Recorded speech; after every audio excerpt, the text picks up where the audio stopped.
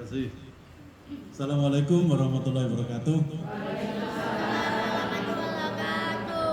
Gimana kabarnya hari ini? Alhamdulillah. Tetap semangat. Ada yang sakit? Ada yang sehat? Ada yang tidak pernah merasa sakit? Ayo, ngacung. Yang tidak pernah merasa sakit, tak kasih voucher. Ada? Tidak pernah.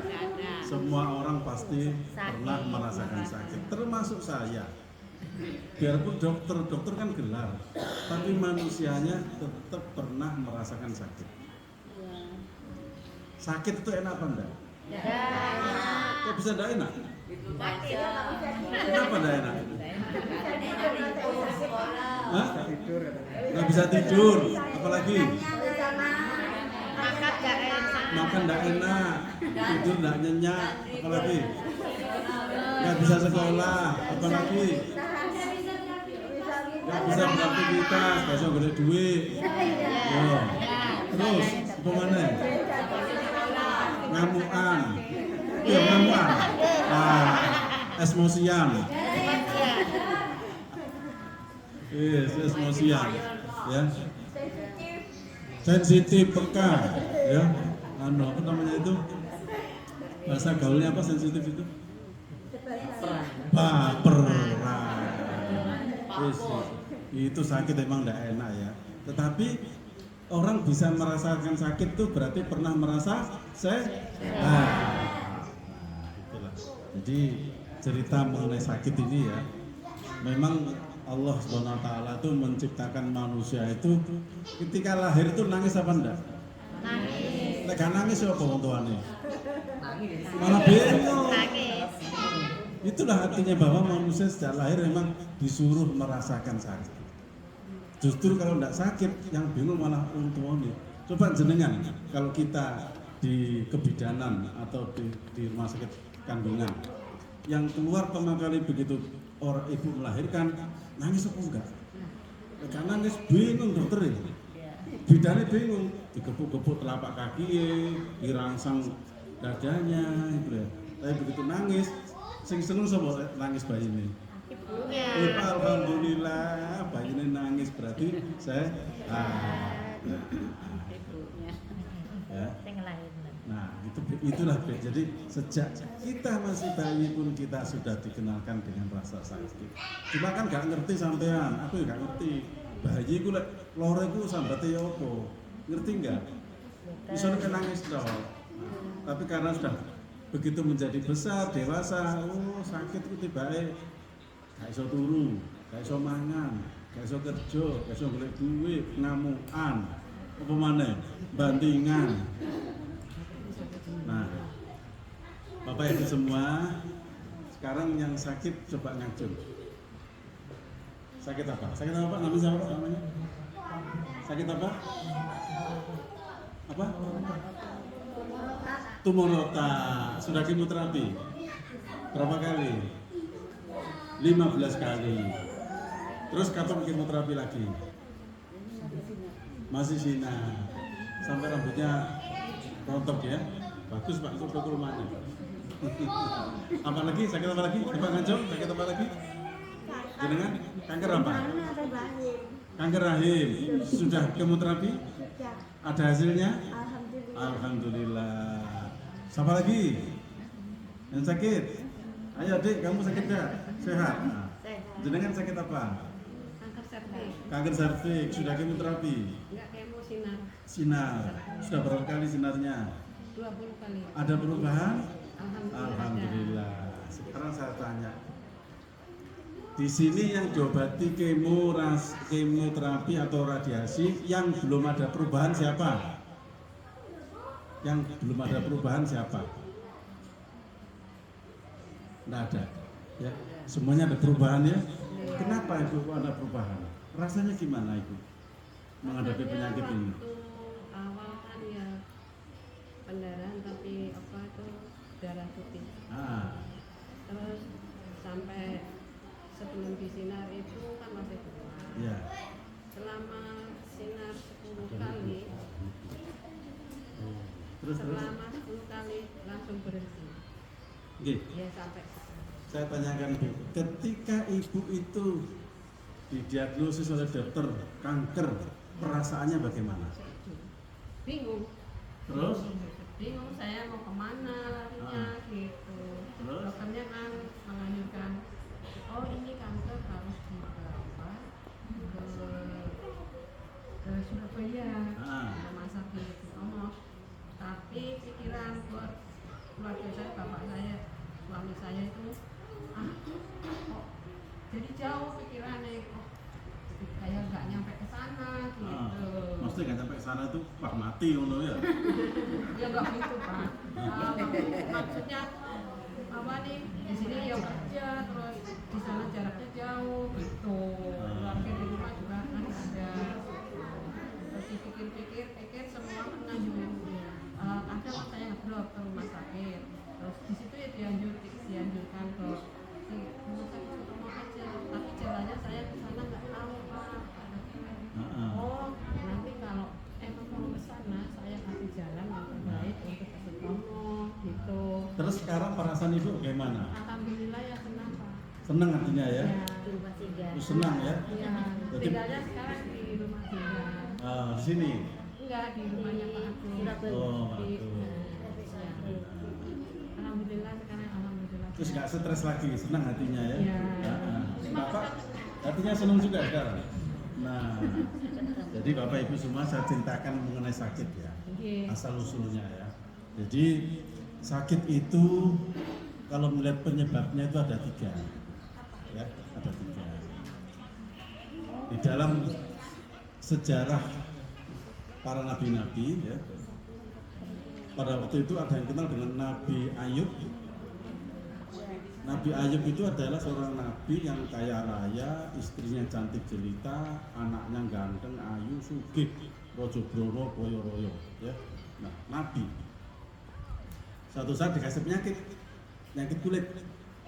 Namanya orang kaya, berobat ke tabib, kok gak sembuh, sampai merantak seluruh tubuh penyakitnya kulit. Akhirnya sampai dijual hartanya untuk berobat tidak mampu.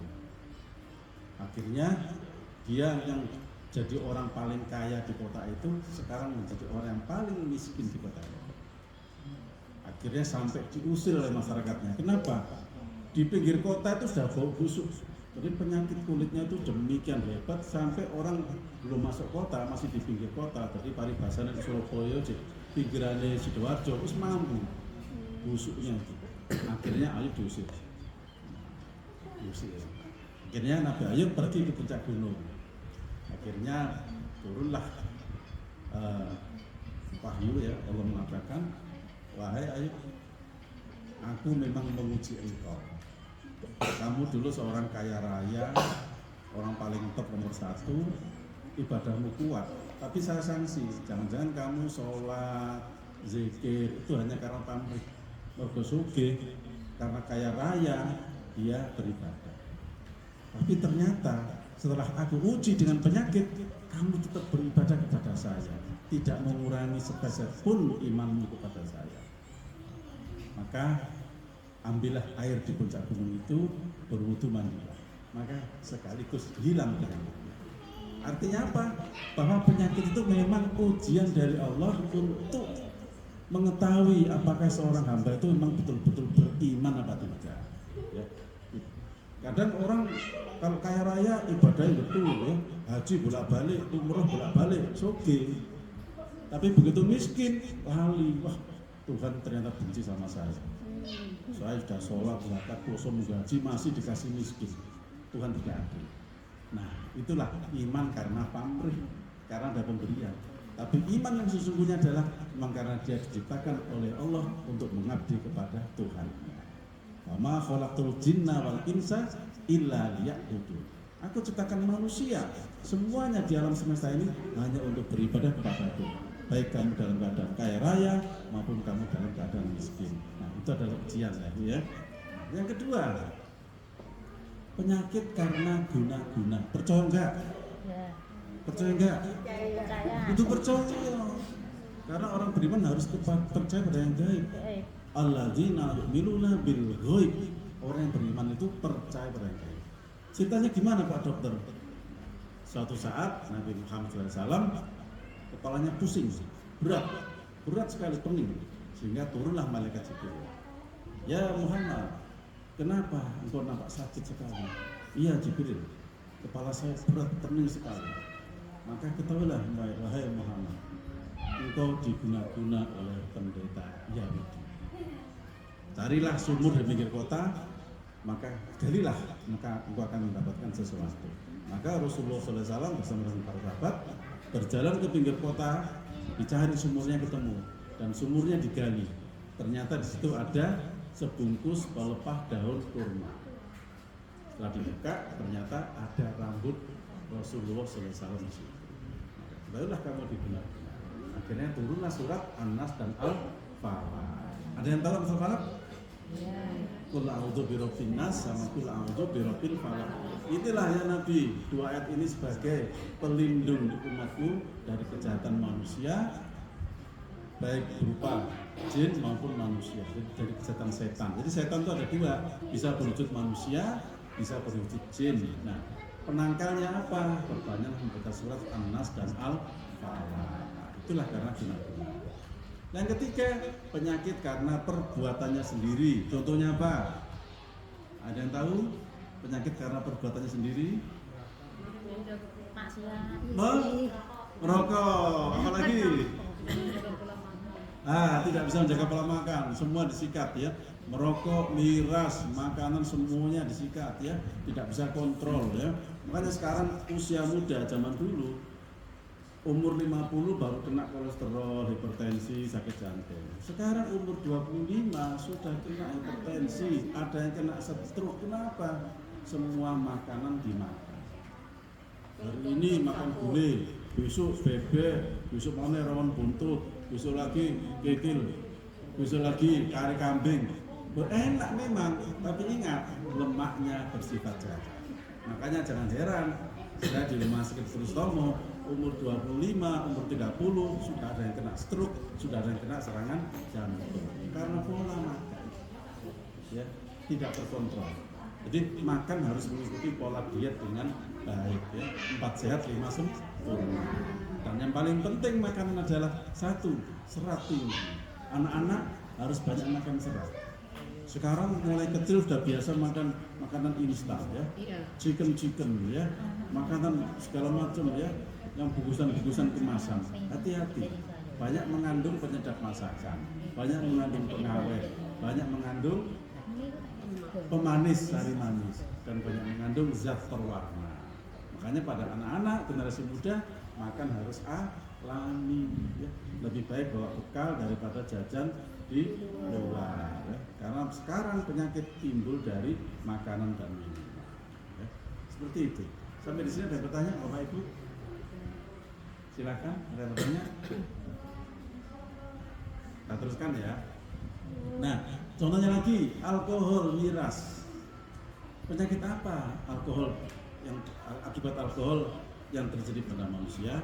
1, kardiomyopati alkoholik, penyakit jantung. Saya kalau punya pasien di rumah sakit usia muda 25, bahkan ada usia 20, kok sudah punya penyakit jantung, mesti saya tanya pertama kali, Pak, kamu minum miras enggak?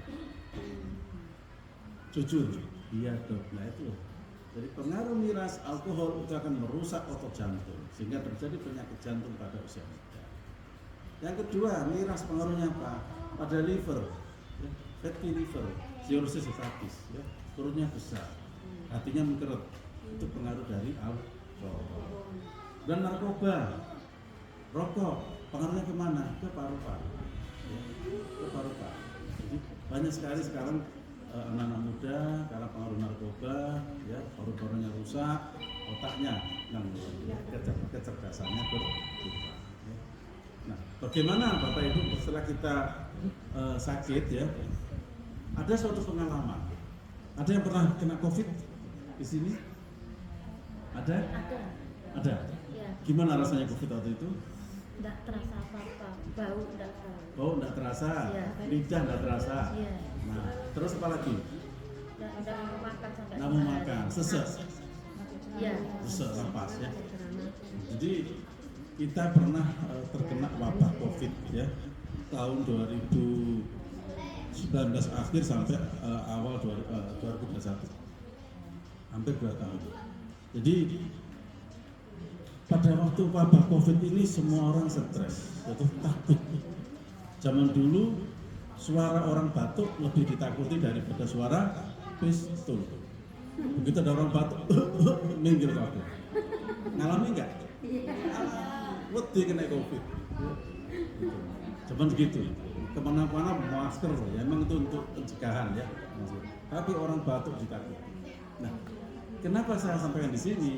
Pada orang-orang yang cemas, maka daya tahan tubuhnya akan semakin menurun. Kalau daya tahan tubuh menurun, maka akan semakin mudah terkena infeksi. Nah, pesan saya pada saat ini bagi Bapak Ibu yang semua sakit ya, kena kanker ya, nomor 1 jangan cemas. Hadapi dengan tenang. Kenapa? Kalau Bapak Ibu kena kanker terus cemas itu akan menyebabkan gangguan hormonal di dalam tubuh. Nah, akhirnya apa? Denyut jantung meningkat. Kalau denyut jantung meningkat, apa yang menyebabkan? Tidak bisa tidur. Terus apalagi? Sesek. Apalagi nyeri. Kuncinya di mana? Karena cemas. Makanya pada orang-orang yang kena kanker, nomor 1 kendalikan emosinya.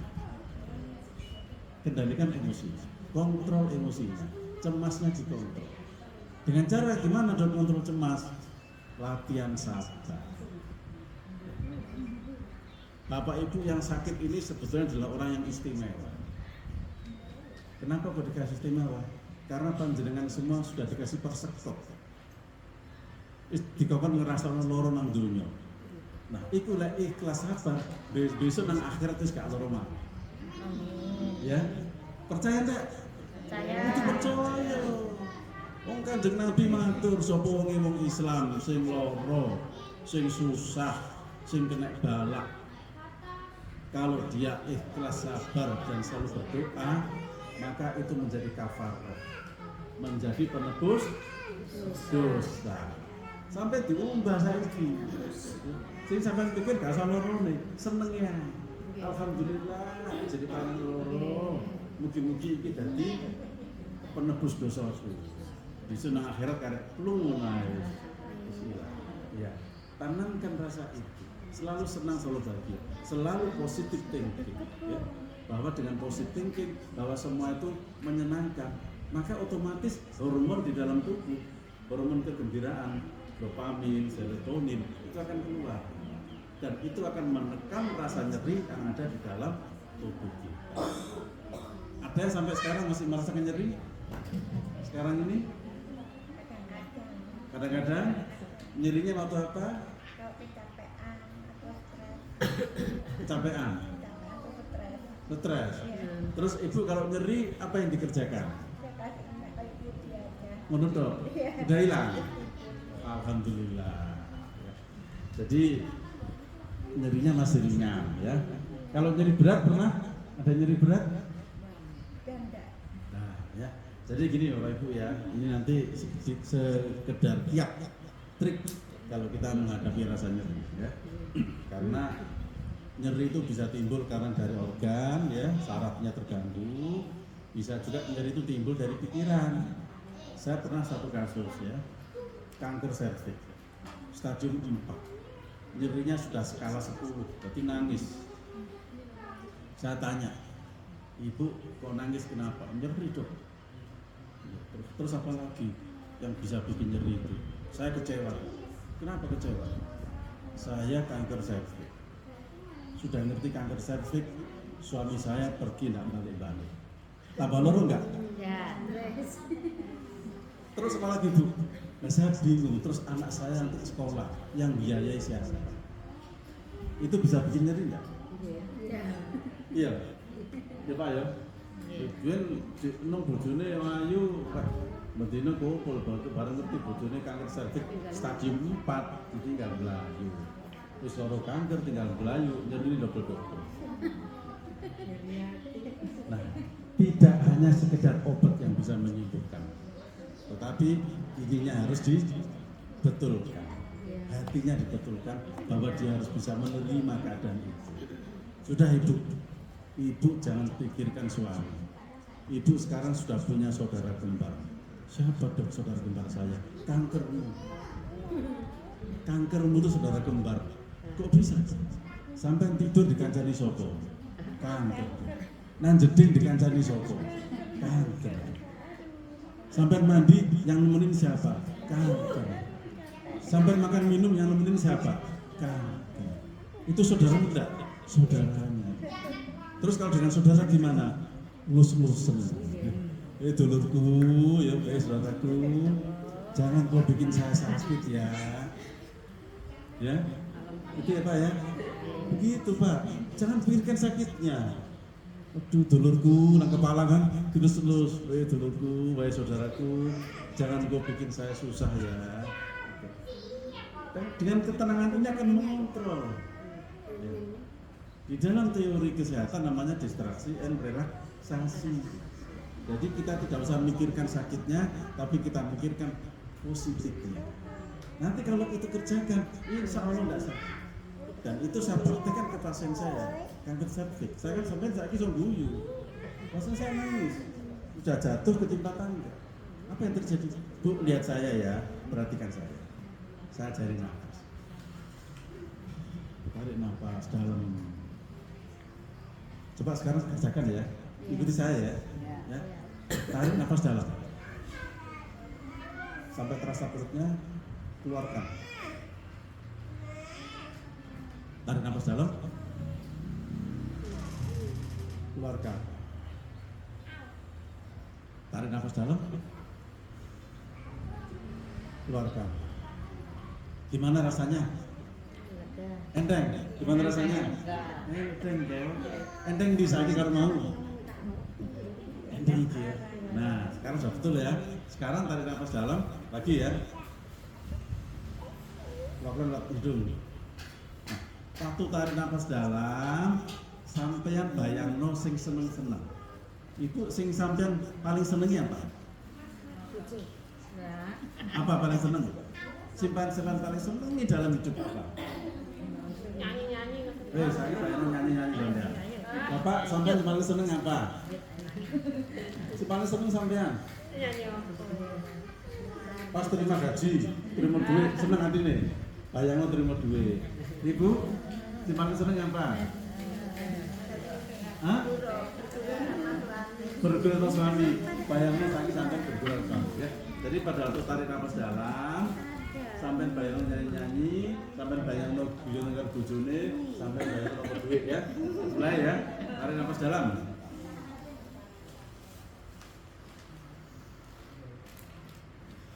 Tarik nafas dalam.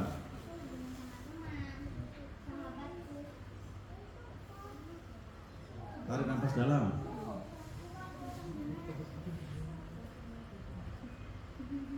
Rasanya piye? Rasanya bagaimana? Hah? Enteng mana? Enteng. Praktekkan ya itu ya. Iki lek gak koncoku gak tak duduhi lho iki. Konsultasi pertama tuh saya sini gratis. Saya beramal dalam bulan puasa ya. Mudah-mudahan ini menjadi amal jannah. Ini praktikan. Adik, kamu nggak sakit kan? Nah, kamu kelas berapa? 1 SD? MI, Madrasah Ibtidaiyah.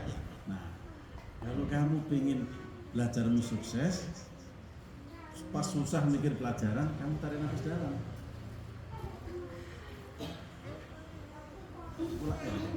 Lalu jangan kerjakan tuh? Tadi sudah kerjakan? Sudah? Nafas dalam tadi? Sudah? Sudah tadi? Gimana rasanya? Siapa namanya? Nadia? Coba nafas dalam. Lagi? Lagi? Nah, gimana rasanya? Dadamu longgar? Napas enak? Iya. Jadi ini Bapak Ibu ya bisa diterapkan tidak hanya orang sakit. Ya. Bapak Ibu punya emosi mau ngamuk, mau batuk karena kanker itu biasanya nanti metastase penyebarannya adalah ke paru-paru. dan biasanya batuk atau sesak. Nah, jenengan kalau mau batuk, tarik nafas dalam tadi. Ya. Nah, paling bagus lagi supaya nanti kita spiritual kita, tadi kan dikatakan, aku menguji imanmu. Maka perbanyaklah doa. Maka pada waktu tarik nafas sampai juga berdoa. Yang agamanya Islam zikir, Allah boleh, alhamdulillah boleh, sak senengnya kok. Yang agama Kristen, itu agamanya apa? Biasanya pakai apa kalau berdoa? Nyanyi. Allah Bapa Roh Kudus gitu. Nah, kalau Hindu boleh pakai yang widiwasa, Buddha, Om Santi, boleh. Konghucu saya nggak tahu banyak apa. Jadi pada waktu tarik nafas dalam ya, ini kunci yang paling penting. Karena kita semua hidup mati itu adalah sudah ditentukan oleh Tuhan kita masing-masing, oleh Allah SWT. Maka kita hanya bisa meminta kepada Allah SWT. Nah, pada waktu tarik nafas, sampai zikir. Ya, lagi ya, tarik nafas dalam. Nah, pada waktu tarik nafas dalam sampai zikir, boleh Allah, Allah, Allah. Yang Kristen Allah Bapa Roh Kudus, yang Hindu boleh yang widiwasa. Terserah sesuai keyakinan agama masing-masing. Ya, tarik nafas dalam. Nah, pada waktu keluar nafas, niatkan membuang rasa tidak enak di dalam badan kita. Ya. Tarik nafas dalam. Keluar nafas. Nah, waktu keluar nafas, niatkan aku buang semua rasa yang tidak menyenangkan dalam diriku. Ya. Jadi pada waktu tarik nafas itu dizikir Allah.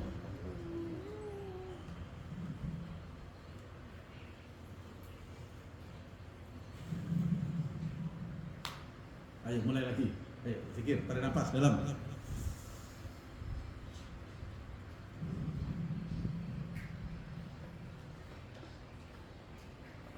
Tarik nafas, zikir.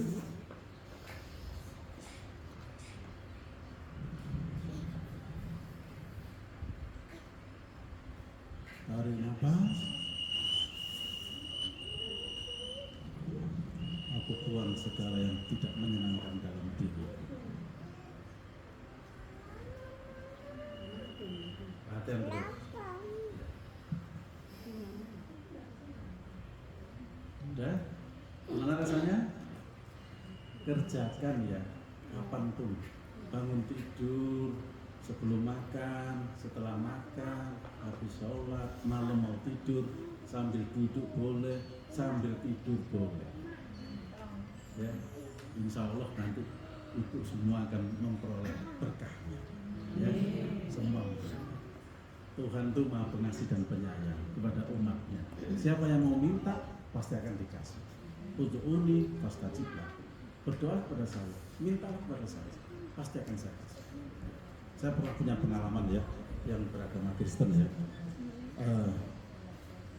Pekerjaannya adalah tukang salon, hairstyle salon, laki-laki, kaya raya, terus sampai dia pergi ke Papua, di sana. Di Papua dia jatuh sakit, kena kanker liver, hepatoma, kena hepatoma dan HIV. Hepatoma itu kanker hati. Terus datang, gimana tuh? Saya kok bisa sakit? Bapak agamanya apa? Saya Katolik. Pada waktu kamu kaya, pernahkah kamu ke gereja? Tidak pernah. Pernahkah kamu berdoa? Tidak pernah. Karena kamu sibuk cari uang kaya raya. Sekarang kamu sakit. Apa yang kamu rasakan? Saya sedih. Itulah tandanya kamu dicintai oleh Tuhan. Kok bisa dong? Kalau kamu mati sekaligus, kamu bisa tobat enggak? Enggak bisa tobat. Ya. Orang kecelakaan bus mati, sempat tobat enggak? Enggak bisa. Maka bersyukurlah kamu Bapak dikasih sakit, bahwa Tuhan masih mencintai kamu. Artinya apa? Kamu diberi kesempatan. Kalau kamu tidak pernah menengadahkan tanganmu kepada Tuhan, apakah Tuhan kasih kamu kasih sayang? Kalau kita tidak pernah berdoa kepada Allah, apakah Allah akan memberikan kasih sayang kepada kita?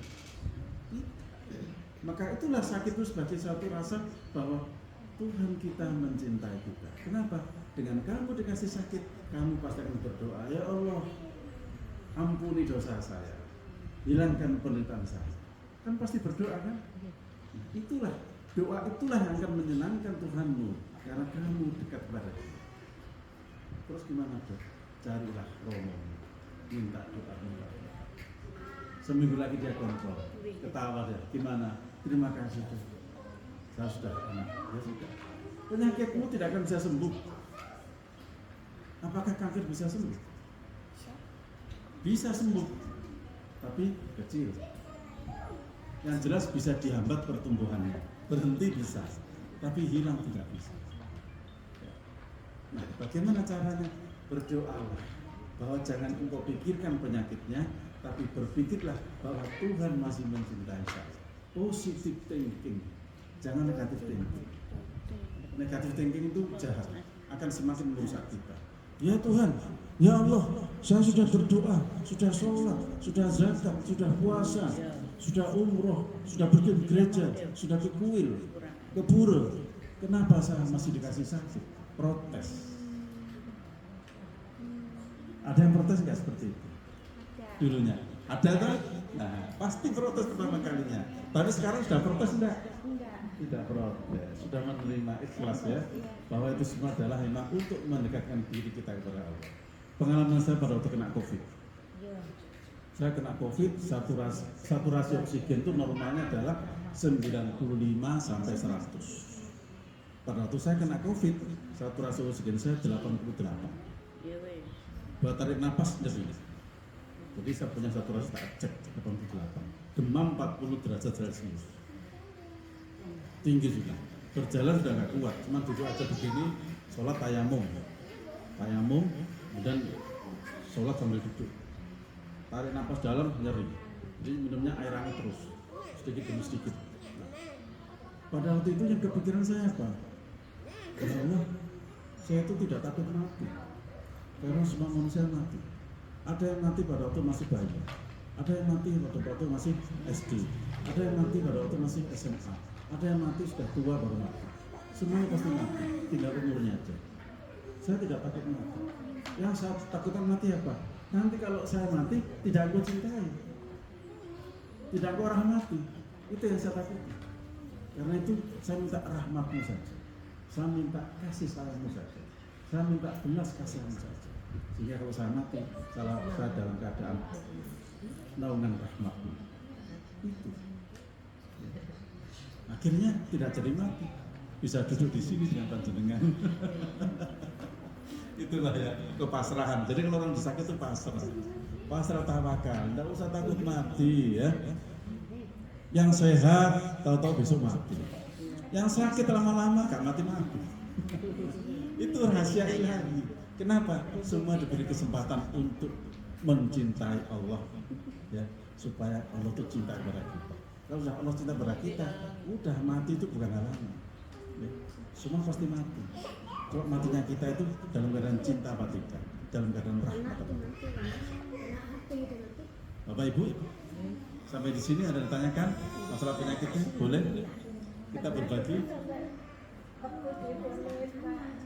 Coba nanti waktu divonis kanker itu saya sudah berpikir wah aku bakalan mati itu. Iya toh? Iya. Nah, tapi ini sudah berapa tahun Ibu kena kanker? Sudah lama sekali. 10 tahun? 4 tahun. 4 tahun, hebat. Ya. Bapak yang kena kanker kepala berapa tahun sudah? 2004, setahun ya? Yang Ibu kanker serviks berapa tahun? 5 tahun. Sudah 3. Berapa tahun ya? Sudah 5 tahun. Sudah 5 tahun ya? Iya. Saya punya pasien kanker payudara. Kalau ada PowerPoint-nya itu bisa ditampilkan. Dia kena kanker payudara hampir separuh dada gini.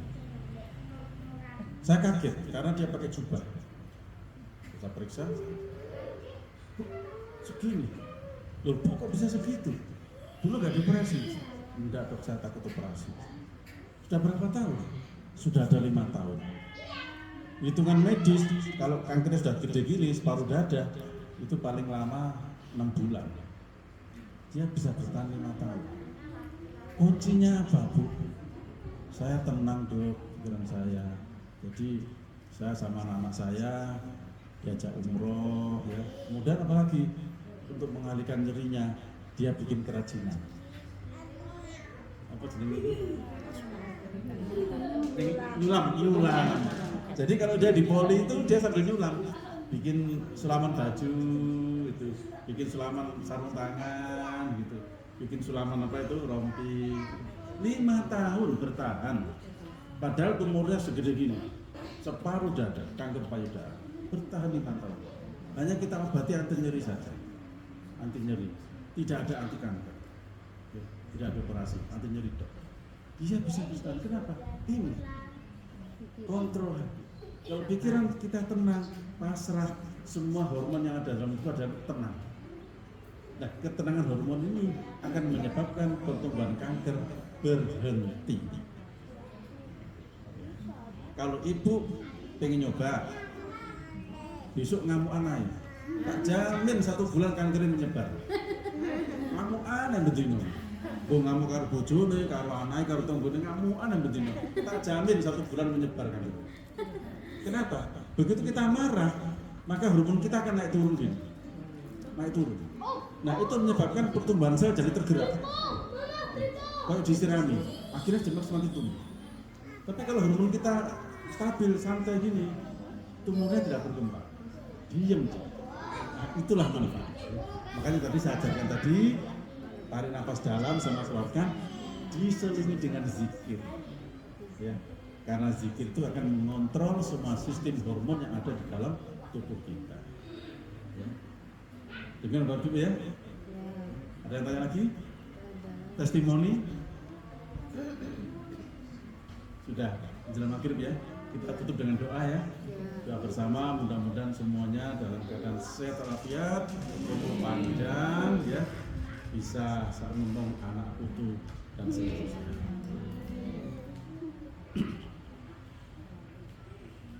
Kita awali dengan baca surah Al-Fatihah. Al-Fatihah.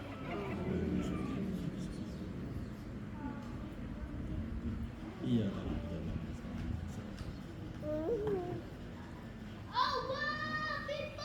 Allahumma sholli wa sallim ala sayyidina Muhammadin wa ala alihi Allahumma inna nas'aluka